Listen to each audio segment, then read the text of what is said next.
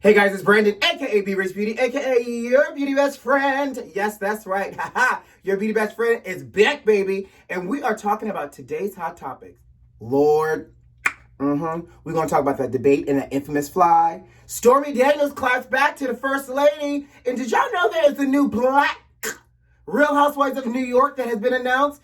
Baby, we're talking about that and a lot more. Yes, a lot more today. So you know what to do. Grab your tea, grab your beverage, and let go.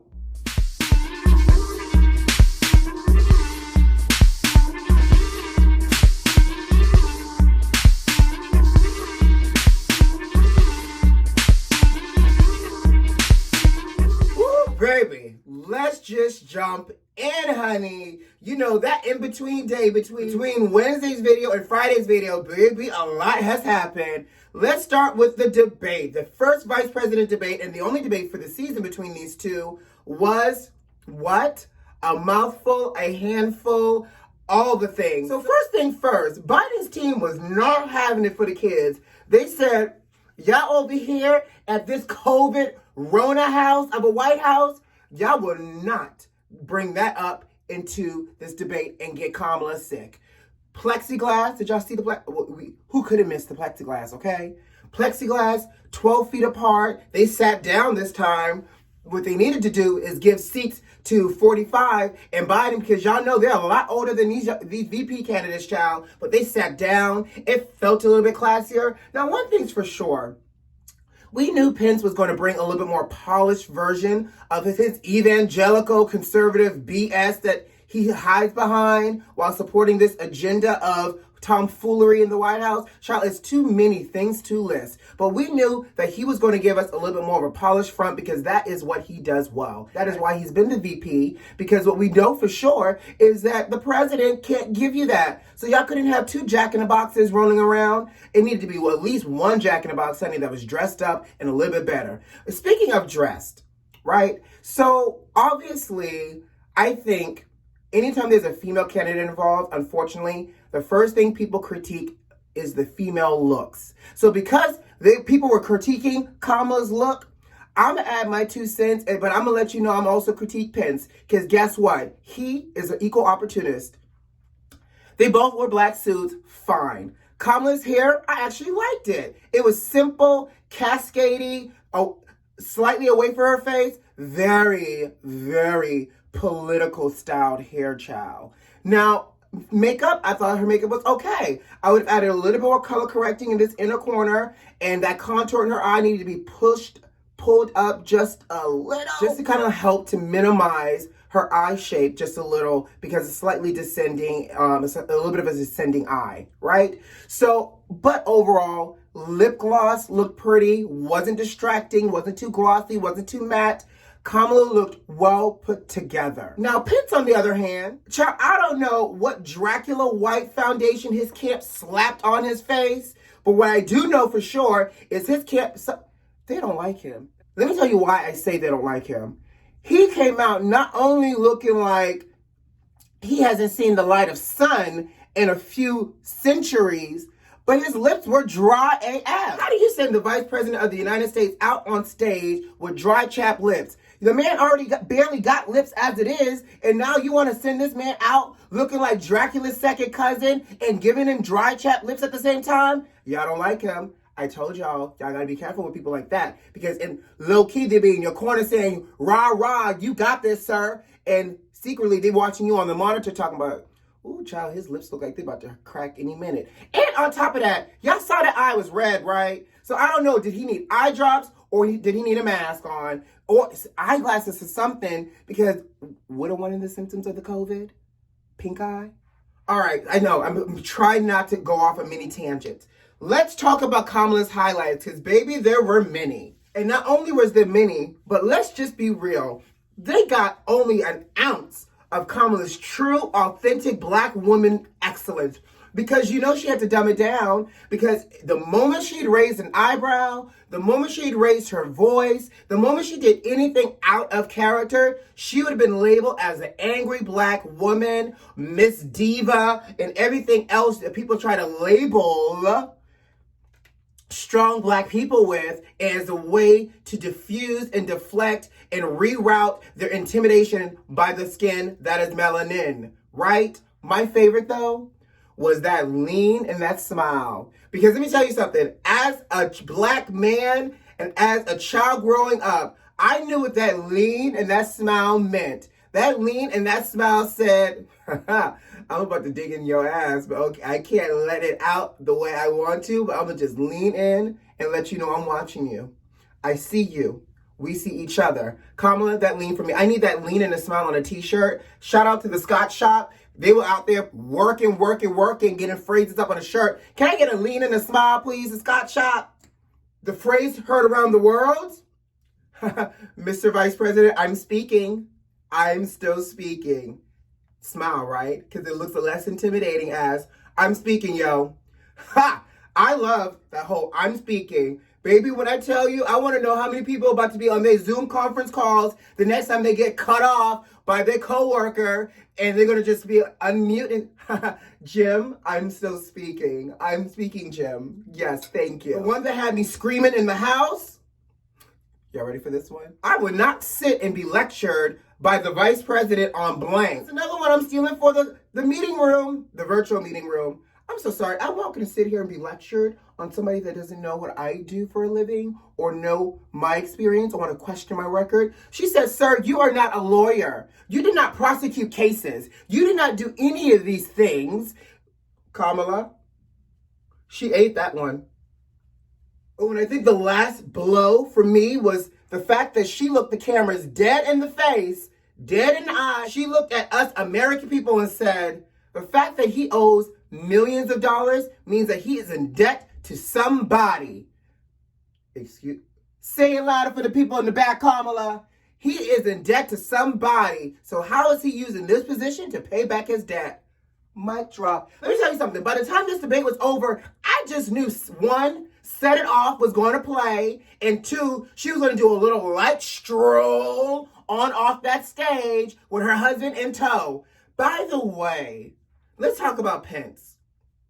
Let me grab my brush. He couldn't stay on topic because that Mr. Petty, if he couldn't get in everything that he wanted to say by talking over his time, when it went on to the next topic, he wouldn't even address the next topic before going back to the last topic because he had to have the last word. Sir, that's not how the debate works. Sometimes you win some, sometimes you lose some. But at the end of the day, apparently nobody in the Trump campaign follows the rules of the debate.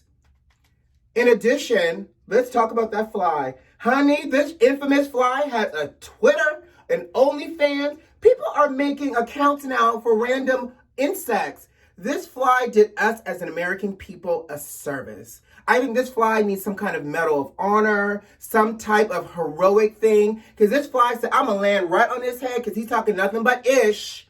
I'm going to lay my eggs and do my business. And I'm going to fly off. At one point, we all thought this fly was dead.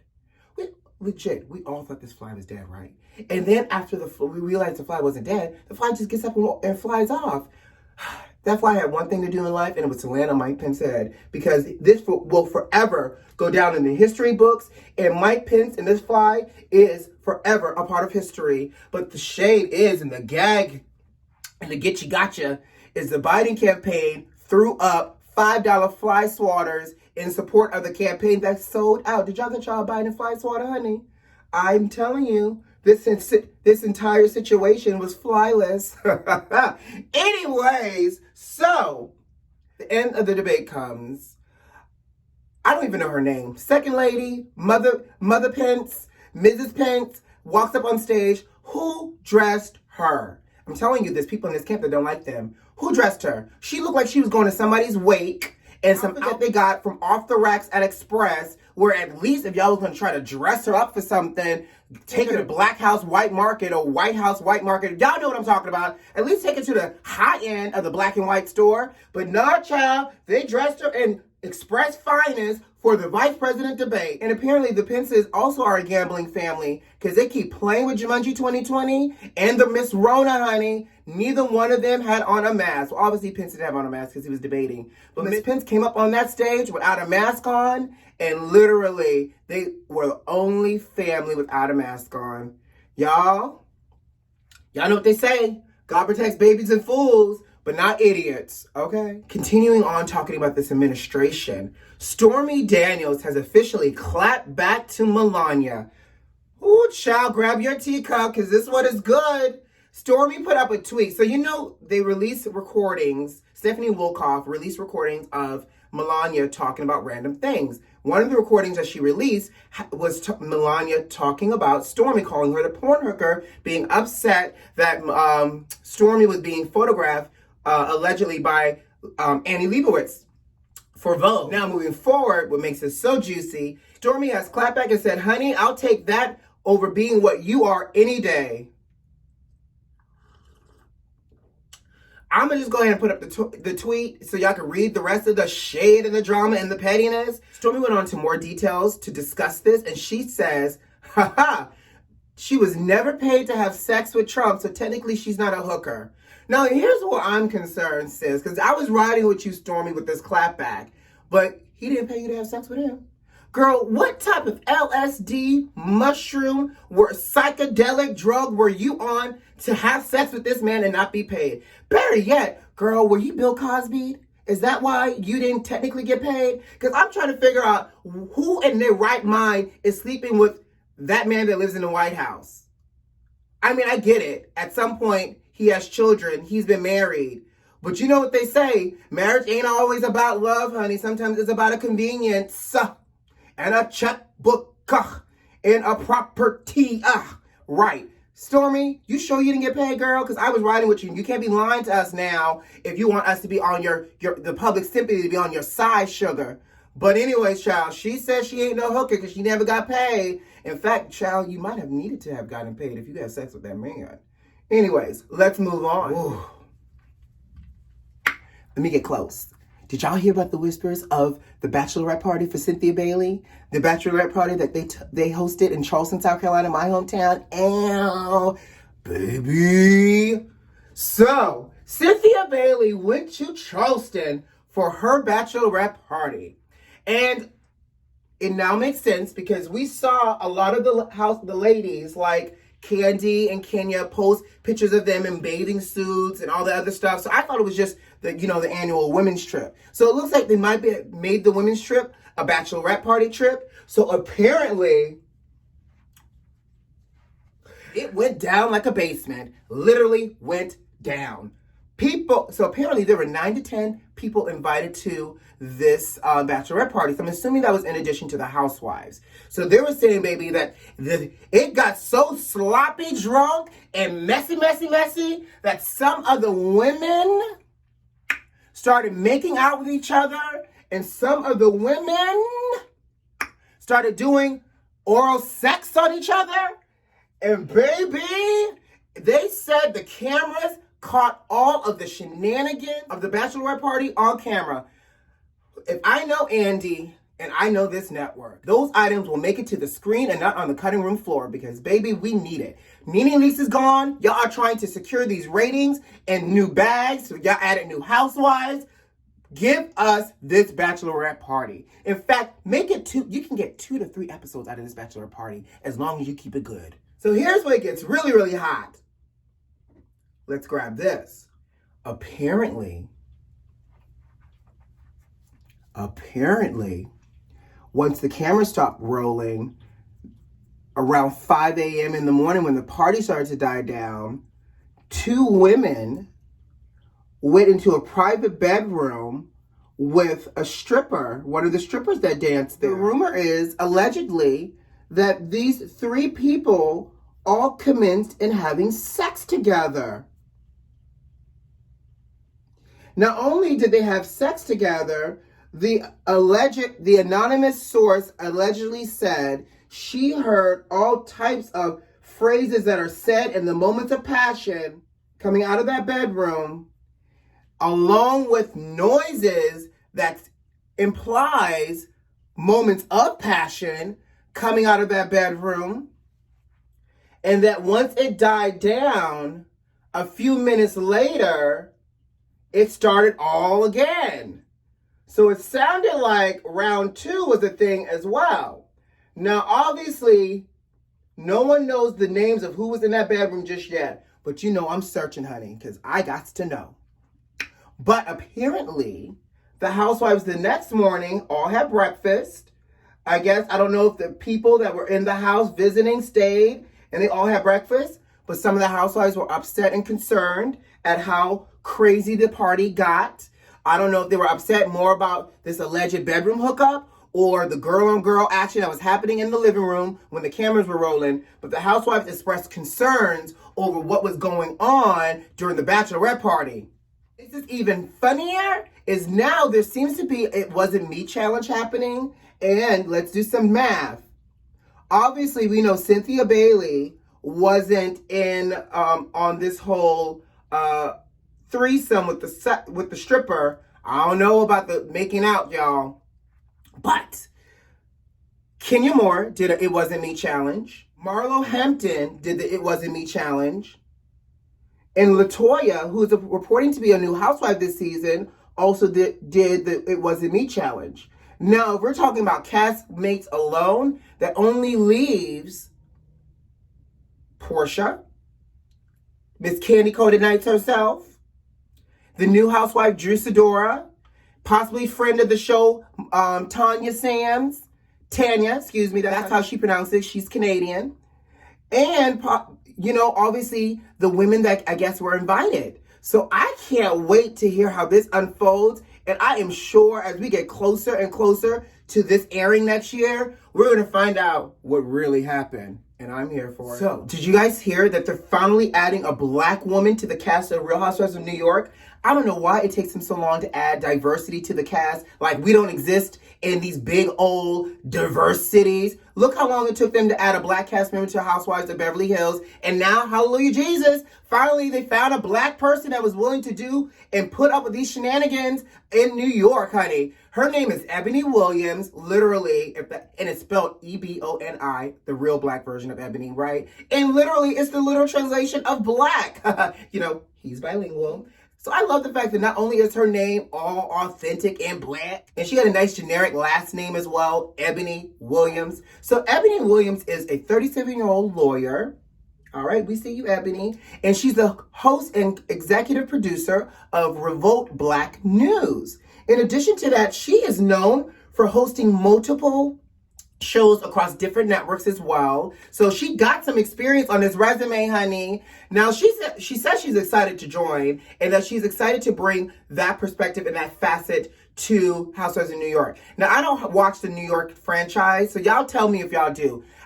Is she going to be the youngest housewife that they've had so far? Because if she is, Ebony, gird your loins, honey, and guard that youth to ensure that these women do not try to sacrifice you like the sacrificial lamb for their death becomes her youth potions, okay? But I'm excited. I may actually watch the new season of New York now that a black woman is on, because at least now I can see some form of representation on the screen. So cheers to you, Ebony, and congratulations. Baby, did y'all hear that Tory Lanez is finally being charged with shooting Megan Thee Stallion?